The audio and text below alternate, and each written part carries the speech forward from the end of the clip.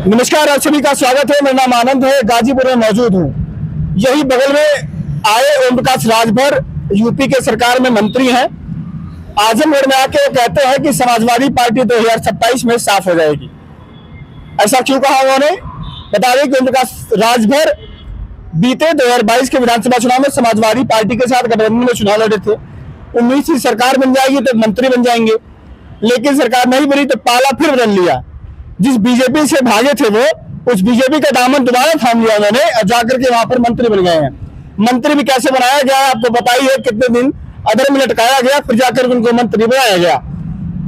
आइए उन्हीं से मुद्दे पर बातचीत करने के लिए कि सपा कैसे साफ हो जाएगी, ओम प्रकाश राजभर ऐसा क्यों कह रहे हैं। समाजवादी पार्टी के दो दिग्गज पुराने कार्यकर्ता मौजूद है मेरे साथ। देख लीजिए, मेरे दाईं और बाईं तरफ दोनों बुजुर्ग कार्यकर्ता जिनके पास अपार अनुभव है, जिन्होंने बहुत सारी सरकारों को बनते और गिरते देखा होगा।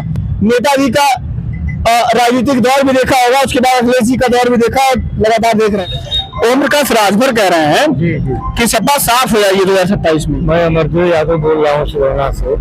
जो ओम प्रकाश राजभर जी कह रहे हैं वो बिल्कुल सरासर गलत कर रहे हैं, 100% गलत बोल रहे हैं।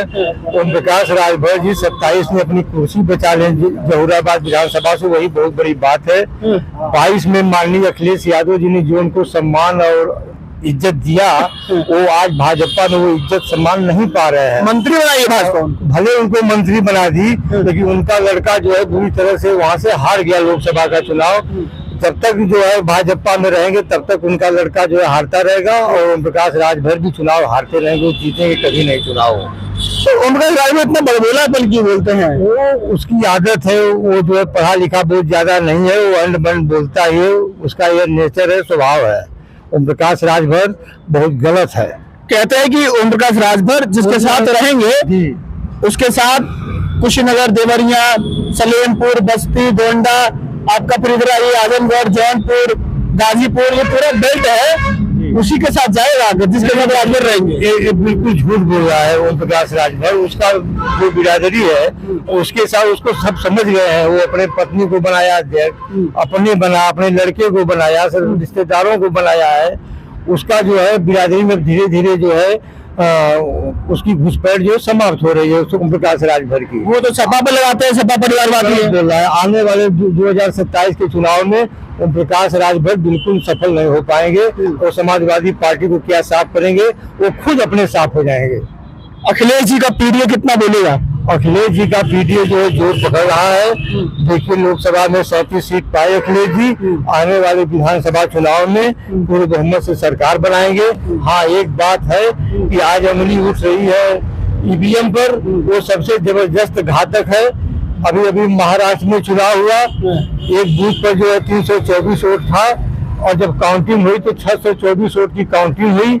ये जो है अंगुली उठ रही है। राजीव कुमार जो लोकसभा इलेक्शन कमीशन का अध्यक्ष है, लेकिन उसको जरा भी लाज लिहाज नहीं है।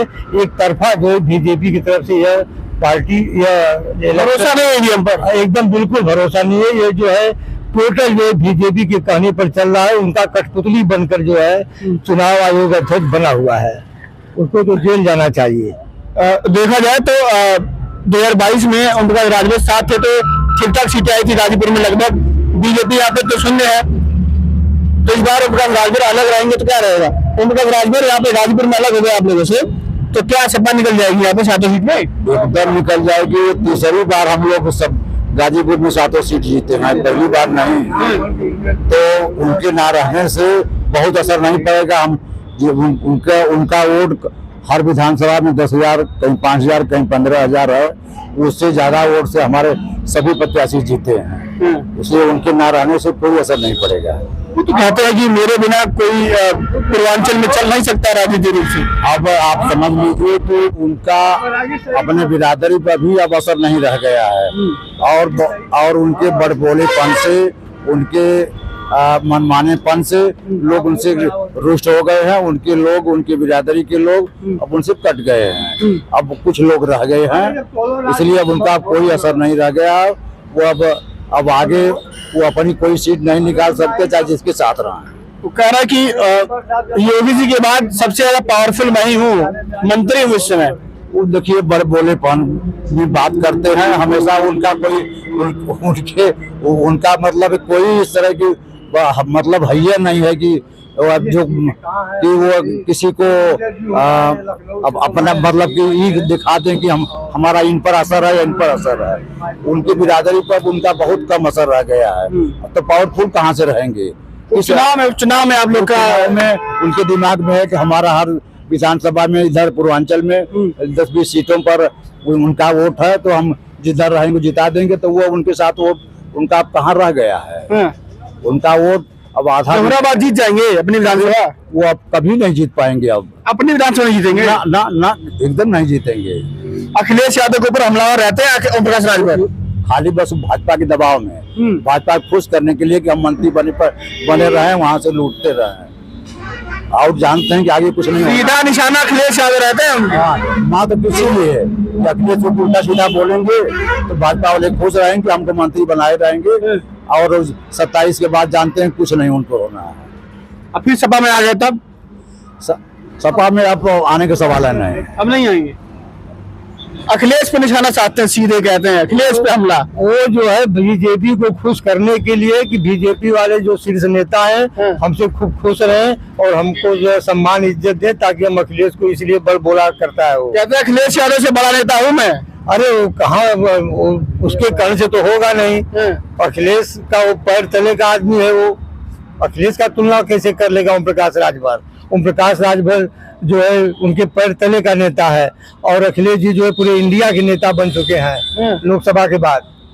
इस समय अखिलेश यादव जो है ओबीसी समाज जो है सुनार, तेली, तमोली, बड़ी बारी, जो तमाम जातियां हैं, कुम्हार, मौर्य, कुशवाहा, राजभर, शाक्य सैनी, आपके केवट, मल्ला, बिंद, यादव, सबका नेता बनूंगा मैं। सारी जात जो है अखिलेश जी को पीडीए मानकर चल रही है, चाहे वो अहीर हो, चाहे कुर्मी हो, चाहे लोहार हो, चाहे कुहार हो, चाहे पासी हो।